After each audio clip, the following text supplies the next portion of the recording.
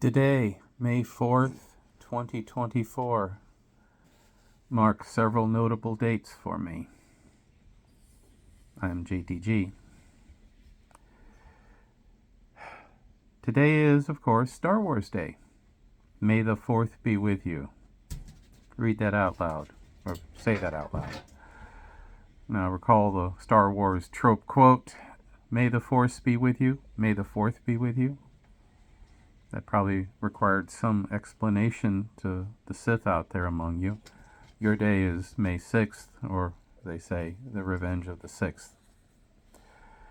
May 4th is also the anniversary of the death of my late father on May 4th, 2015, 9 years ago. That is one of the pivotal key dates of my life. And those of you who have been following me for a while may recall what I went through back then and what I've been through since, and will understand why Dad's passing was so traumatic and echoes to this day. I still have much unresolved grief from his passing, and I've written extensively about Dad and spoken extensively about Dad, and I'll do so again someday. But there is another May 4th that overwhelms everything else, as it left not only the psychological trauma, but physical trauma as well. May 4th, 1994, 30 years ago today, was the date I had the mutilating surgery that saved my life from colon cancer, and was the date that my life changed drastically forever. On that grim date, I had a surgical procedure called a permanent colostomy. My rectum was removed, and my large intestine was redirected to a new hole in my belly. The medical term for this extra hole is stoma. For the last 30 years, I've had to glue a plastic bag to my belly to collect feces. I have no control over when the fecal flow occurs, and multiple times over the years, I've had some embarrassing incidences. The surgery took place only a few weeks after my mother had died of lung cancer. I had been with her almost constantly, almost every day, for the previous 8 months, the last 8 months of her life. I kept an audio recorder, cassette recorder with me at the time, and I was recording her talking, telling me stories about her life, in order to write her life story, a biography. I still have those cassettes, and I still need to digitize them and transcribe them. When I asked Mom what I should name her story, she said, "The Little Train That Could."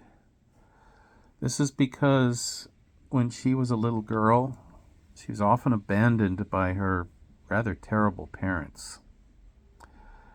And she was left alone, and she had a lot of strife, and she used to say to herself, like in the storybook Train that's climbing up the mountain, "I think I can, I think I can, I think I can. I know I can, I know I can, I know I can." So after Mom died, I had a lot of mental trauma, and that I did not have the opportunity to resolve before I myself was diagnosed with colon cancer several weeks after her funeral.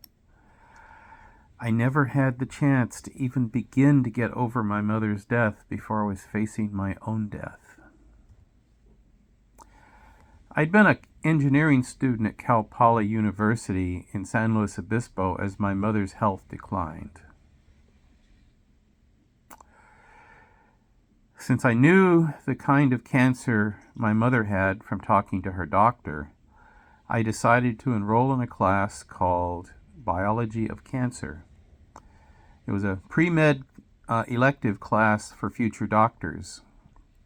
In that course, we studied a large number of different cancers, including my mother's specific type of cancer, large cell lung cancer.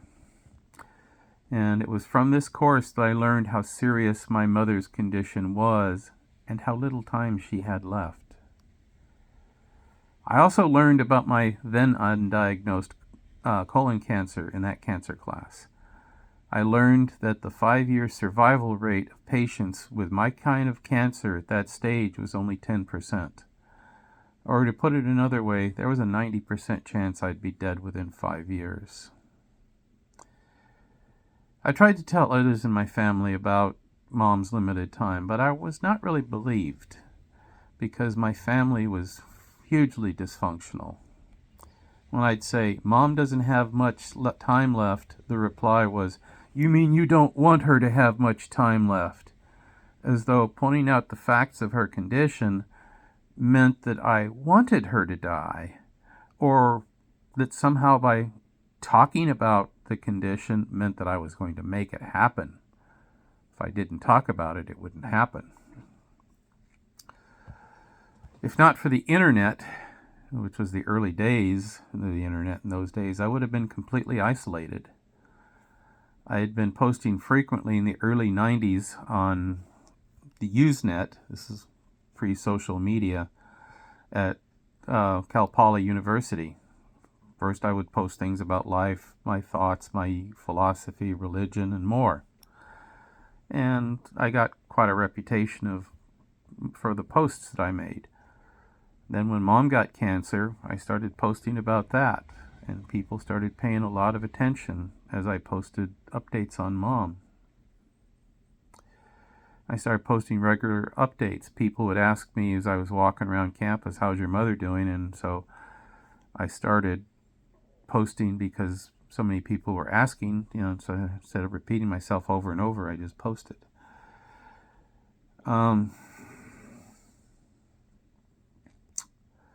And I kept doing that right up until till the day she died, the morning she died. Mom tended to be a night owl and was often away at night when everyone else in the family was asleep. And I, knowing that there would, what I called, no more last chances for last chances, stayed up with her every night and slept most days. And this got me criticized by my family as being lazy because you're sleeping all day. Like, yes, but I was up all night. Oh, you're still sleeping all day. Dysfunctional, like I said.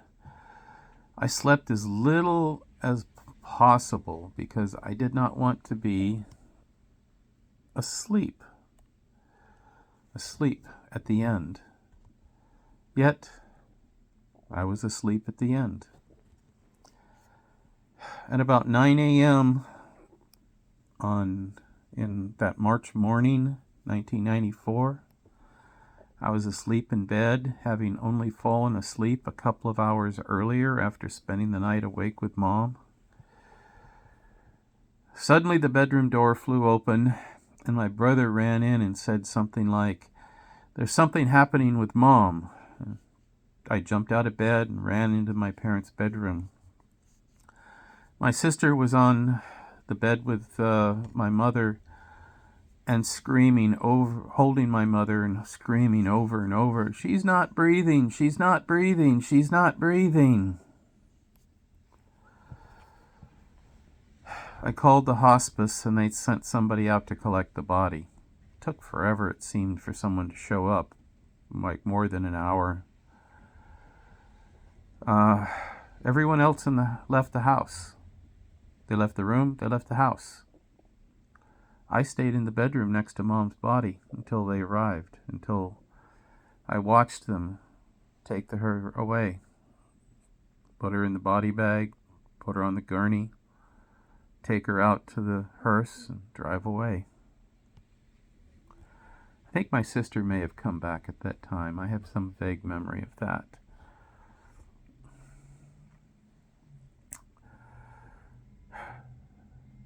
So, funeral happened, and a few weeks after that, I was diagnosed with my own colon cancer. And when I posted in the same Usenet news groups that I'd been posting about my mother, my initial reaction was disbelief. I mean, no, you don't have cancer, was one response. Another one was, are you joking? Like, I would joke about something like that? I had to double and triple down that yes, I indeed have cancer. It wasn't a joke. I don't know why someone would think I would joke, but in retrospect, that's just kind of bizarre. Maybe they couldn't believe that I was having so much bad luck. On top of that, my family was pretty much in denial about my circumstances because, I was still up walking around, so, obviously I was exaggerating or pulling some kind of con, despite the fact that my surgeon was preparing for surgery. I had everyone. My father was all criticizing me constantly at that time. It was really stressful. I spent the next couple of weeks exercising as much as I could to try to get ready for the surgery. I walking every day as much as I could. I went to the swimming pool and I swam laps, and that probably helped me recover. The day I went in for surgery, I posted on Usenet about my going in, and because many people were following my progress at Cal Poly. I understand somebody from Cal Poly, I don't know, called the hospital, I think, asking how I was doing, and they posted, that I survived. I remember waking up from the surgery. I was on the table, gurney, being wheeled through the hospital hallway. They just finished the surgery. Been a complex 9-hour procedure. I started thrashing involuntarily so much that there were nurses holding down my arms as legs as I bounced around. I remember they were telling me to stop and relax, but my body had just taken over and was completely unresponsive to my will. Then I heard the words that changed my life as the surgeon whispered in my ear, I had to give you a permanent colostomy. There had been some small hope that he would only have to take out a small chunk of tumorous intestine, but the placement of this tumor did not allow that to happen, did not allow for that option. When I went in that morning, I knew the dangers that I might not make it out because of my size and my weight, because I was then 404 pounds on the day of the surgery. Right now I'm about 330. So I weigh much less than I did. And I remember there was a chance that I wouldn't ever wake up. I would either die in surgery or soon afterwards.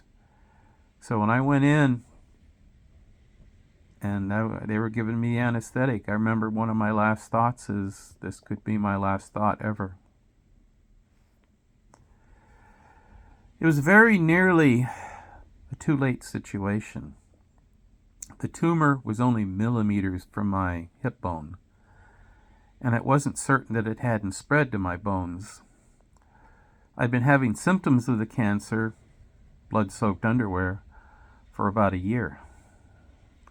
But I wasn't going to address the situation more than I had until after Mom died.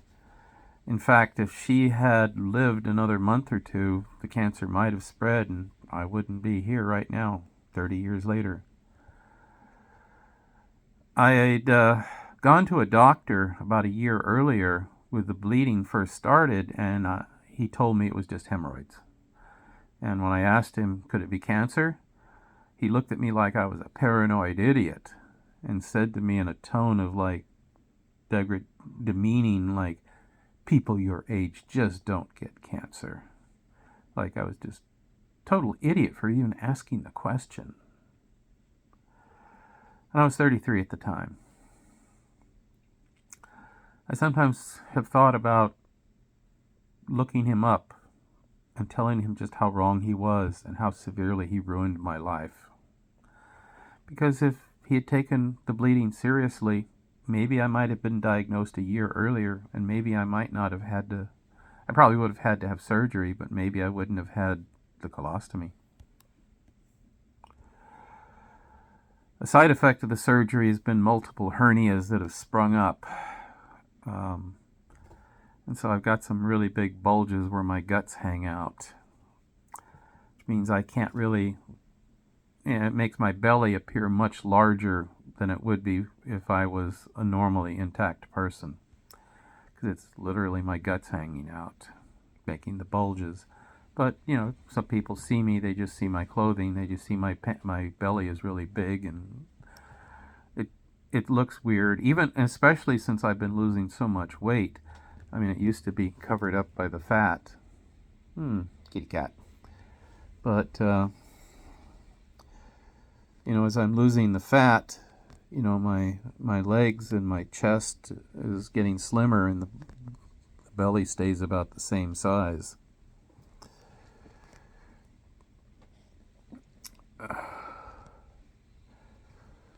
So, like I said, according to the cancer class, the odds of my 5-year survival with that kind of cancer was about 10% or 90% chance I'd be dead within 5 years. So I spent the next few years wondering. Everything I did in those next few years, I was doing because I thought it might be the last time I ever did anything. I remember somebody at the time told me, he said, every time you see a bump or a pain, strange pain, you're going to be wondering. And I did. I wondered every time I got a different bump, every time there was a slight off in my blood tests, or my, something showed up. There's a couple of times when things showed up in my liver, and they turned out not to be cancer, but, there was a couple of times when I was wondering, okay, is that the sign of the end time? And one factor at that time was a few months after my surgery, I joined a cancer support group, and there I met another colon cancer patient. He had the same cancer, in almost the same location, the same surgery, but it was 5 years earlier, and he had a different kind of chemotherapy. And for several years he thought he was okay, but then it came back. And he was in his end stages when I met him at the cancer support group, and he told me, people like you are going to live because people like me died. Meaning that medical science would have learned from him, people like him, what not to do. In other words, the chemotherapy he got wasn't effective. And he died a few months later. And that really affected me at the time. And one of the great regrets of my life is I didn't write his name down, so I don't remember his name.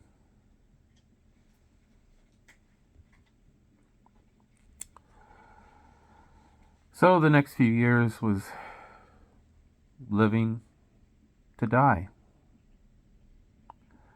And then about year 4, I started allowing myself to think, maybe I am going to make it after all.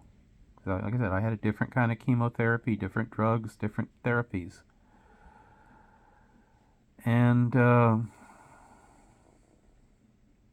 started considering I might survive. I mean, I still wondered for many years, even after the 5th year, is it going to come back? Now, at year 30, if I get a cancer, it'll be a new one. It won't be colon. Well, if I get a colon cancer, it'll be a new cancer.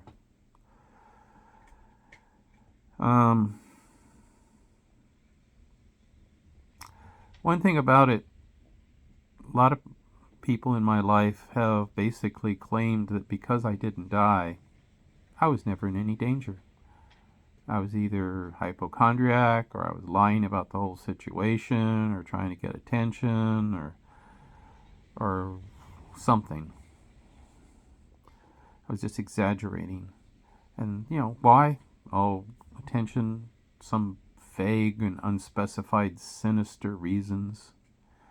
That's in spite of all the mutilation I had. In fact, a few weeks after my surgery, while my surgical wounds were still weeping red blood and yellow pus, and I could barely even stand up, one of my family screamed at me, "Quit faking it and get a job!"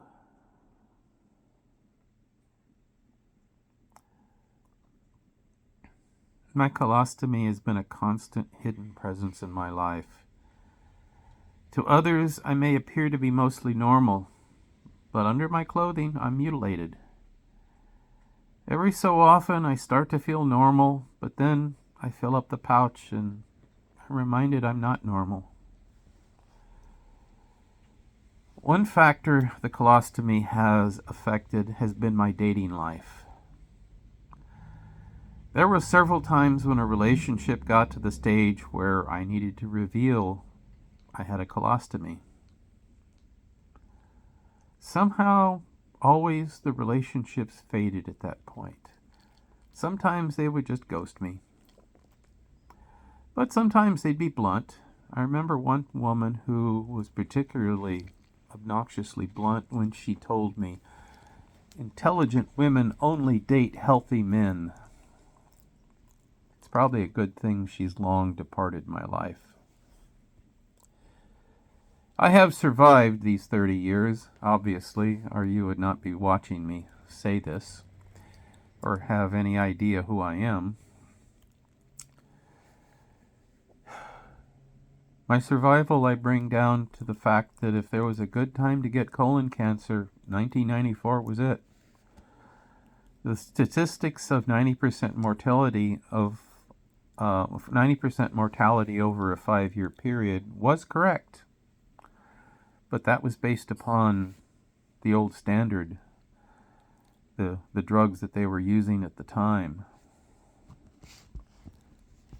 the sort of treatment that my associate went through. And so I guess I was correct to believe that things wouldn't have changed that much, but they apparently did. So, I survived, whereas people a few years earlier did not.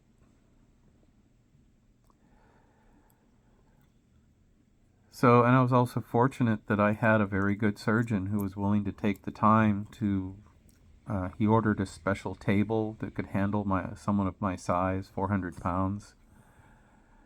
The way I put it at the time, I'm lucky if you ever watched MASH, I'm lucky I had a BJ Honeycutt and not what's the name of that bad doctor? There's the bad doctor. But anyway, I had a good doctor, good surgeon, not a bad surgeon.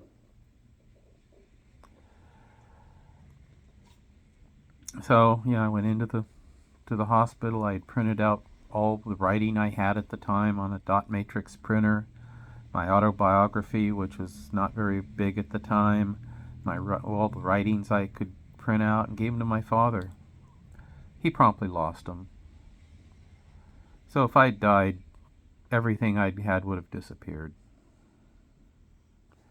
Because he saw no value in my writing. He thought everything I did was crap. He always wanted to throw everything away. Now, 30 years on, it's difficult to remember when I was intact. Being alert for an unexpected fecal flow is a constant background buzz in my brain. I have to take great care to make sure the appliance is secure and not leaking gas or worse, fluid.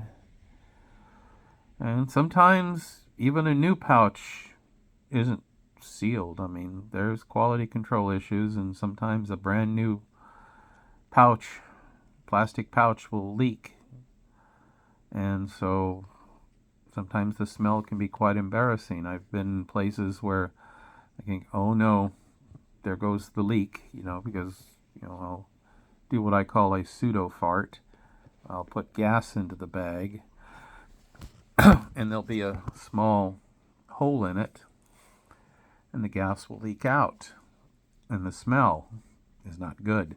Particularly since I don't have a rectum, one of the functions of the rectum is to absorb fluids and moisture, and that also reduces the amount of odor. So as stinky as a poo might be coming out of a normal person, it's even more stinky when it comes out of me, because it doesn't go through that final processing phase of the going through the rectum, which is it's the last large pouch of the large intestine.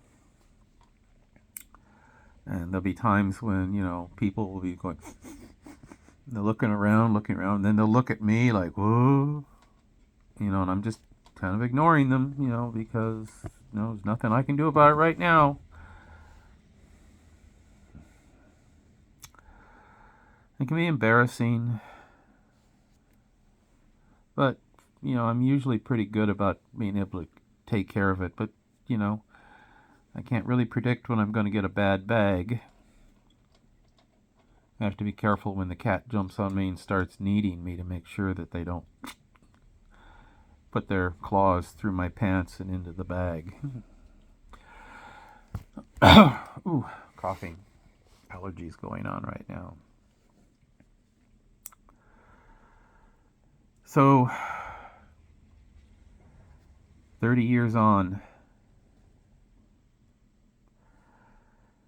I've been long thinking I need to expand and write my autobiography. My friend Julie has been telling me for a long time the secret to my wealth and fame is to write my life story. She thinks about it in terms of, at least I think initially she was thinking about book sales, and that may be part of it, but, I think people knowing who I am would be helpful in my life. And this is part of that. And although I don't have any children, and at this point almost certainly probably never will, at least have direct children. I mean, I do have my nieces and nephews. And my cousins. So, maybe they'll be interested in this someday. What was Uncle James like? Life can change in a moment. You're going along and you think everything is great, and then you get that news. Or a bolt from the blue.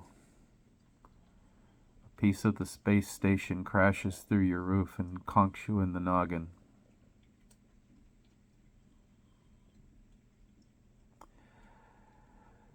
Still, I've survived 30 years with this thing. And, I've had many health issues since. I've had pneumonia.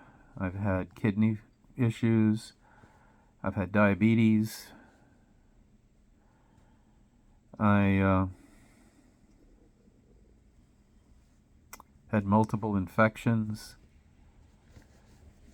cardiac issues. I've had a stent put in. I have a condition called arterial sclerosis, which means I've got a heart valve that's getting clogged up with calcium deposits and will require surgery probably in the next 2 to 5 years. Could be plus or minus. I've been losing a lot of weight. I have to get down below 250 before my surgeon will consider anything other than an emergency surgery. And he tells me that he thinks that if he had to do an emergency surgery right now, I would probably die. So, I've lost a huge amount of weight lately. And I've got a huge amount of weight more going. My diabetes is under control. Almost under control. My A1C was 7.4, which is high, but it's not the 14 it was a few years back.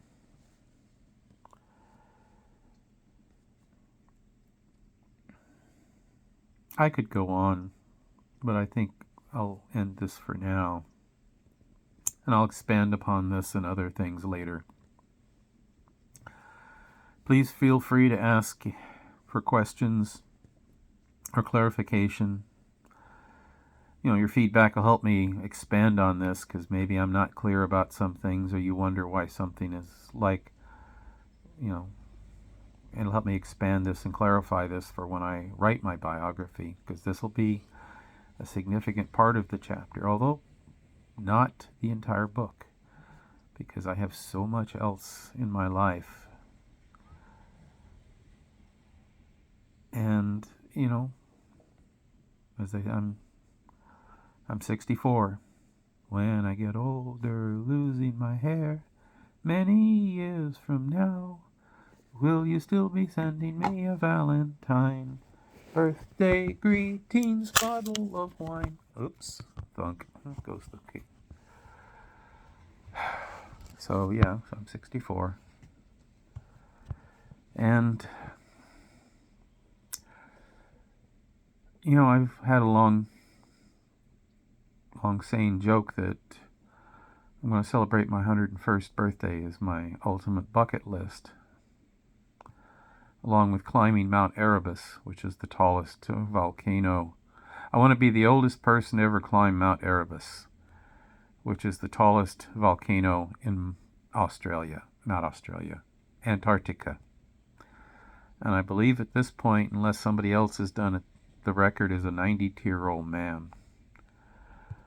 So I'll have to look up what year that'll be. So I'll do it at 93.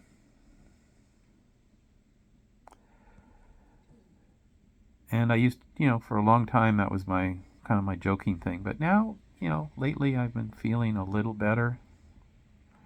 Maybe making it to 101 is not as foolish a dream as I thought. Climbing Mount Erebus may still not be a factor. I may not be able to ever do that, but maybe I can live long enough. And if not, as they say, I plan to live forever or die trying. So far, so good. Or another way to put it, some people say they're going to live on through their works. I plan to live on by not dying. Okay, that's enough humor. So if you've been listening through all that, thank you. And please support me on my Patreon, because I've been a substitute teacher the last few years. I do not believe I can keep doing that much longer. It's a very stressful, physically demanding job, and it's draining my health. So if you can chip in even $5, $10 a month on Patreon, that would be helpful, and check for the link down below. Okay, that's all.